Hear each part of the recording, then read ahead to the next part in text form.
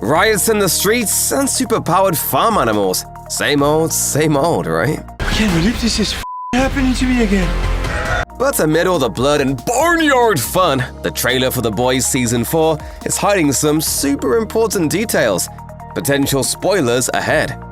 The trailer opens with Butcher begging for the help of the boys and Starlight, seemingly because there's no cure for him after going heavy on the Temp V he took last season. Billy explains to his friends that he doesn't have long left to put things right. It's certainly a somber moment between himself and his on-and-off comrades. But if we're gonna be honest, this isn't the first time Butcher has come begging for forgiveness. If there's two things we know about Butcher, it's that he hates soups and he's pretty much made an art form out of crying crocodile tears. As devious as he is at bringing down Vort's top warriors, he's proven to be just as masterful at manipulating his own team. This could simply be another time he's pulling on the heartstrings of those he called friends. Either way, he's right. Time is really running out for Billy, and it won't be long until those strings to Huey and company snap for good if he's not careful.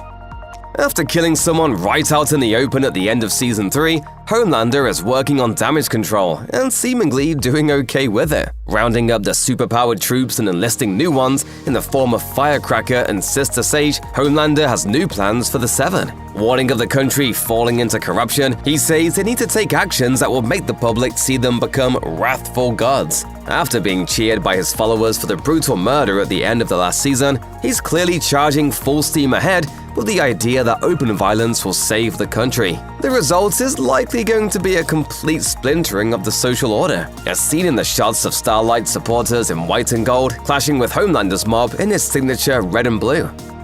It was inevitable that the events of Gen V would bleed over into The Boys. For starters, several of the spin-off show's characters popped up in the new trailer, with Sam and Kate glimpsed briefly at Vort's headquarters. But it also seems to be drawing a major plot point from Gen V. A virus that kills soups. The trailer shows Billy entering a lab, followed by a shot of someone withdrawing fluid from a severed leg with a syringe. Unverified leaks suggested that might be Kimiko's leg. But despite another shot showing the leg getting removed, there's no real verification of that in the trailer. What we do know is that the virus ended up in the hands of Congresswoman Victoria Newman, and Butcher's been spending some time tracking it down since he found the lab where they've been testing the virus. The Flatiron Building gets an unwanted visitor in the form of Black Noir. But how? He died in Season 3 at the hands of Homelander. Soon you'll be in the sweet embrace of Christ the Lord. Given that the star-spangled psychopath has enlisted two new heroes to join the Seven, he may have had someone else don the Black Noir armor and do the off-the-books activities other heroes shouldn't be getting their hands dirty with. Noir could also have come back from the dead. Vought has reanimated Soups in the comics. Then again, it could be something worse. Fans of the comics have always been on their guard when it comes to Black Noir, given that in the original run, he was revealed to be a clone of Homelander that was even more unhinged than the original.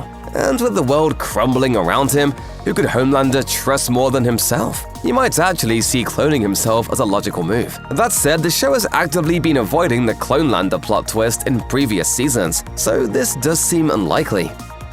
When it comes to the female, things often get a bit wild. Bodies start flying, she rips them apart, but, in an elegant and adventurous kind of way. It makes sense then that after getting a great dance number in the past, we see what looks like a slow-motion sequence and what looks like a warehouse full of children's toys. Giant rubber ducks and boats are floating through the air, along with a ridiculous amount of bubbles, instead of blood bursting from bodies. Putting such an adorable tint on what is clearly a very brutal event is right in line with Kimiko's style.